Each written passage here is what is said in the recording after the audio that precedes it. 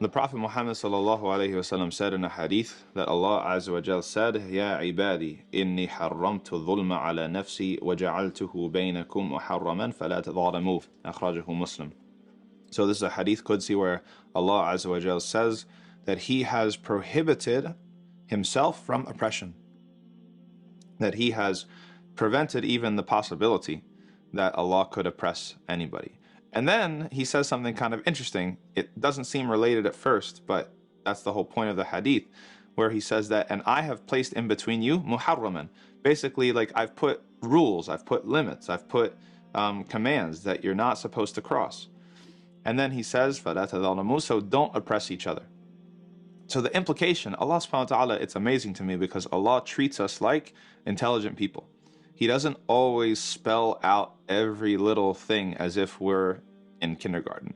So He lets us connect the dots ourselves. Here He says, I've prohibited myself from oppression, and I have made between you rules and limits, so don't oppress one another.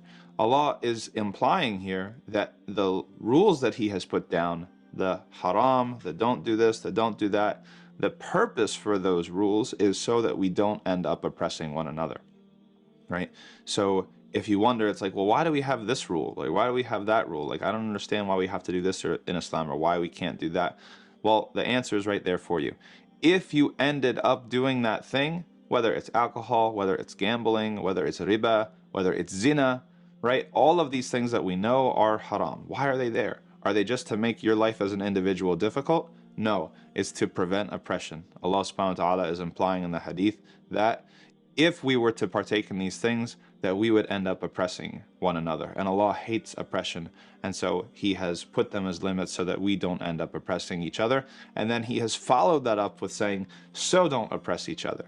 Even if you're following these limits, there's other things that you might do or you could do that would end up oppressing other people. So don't do it.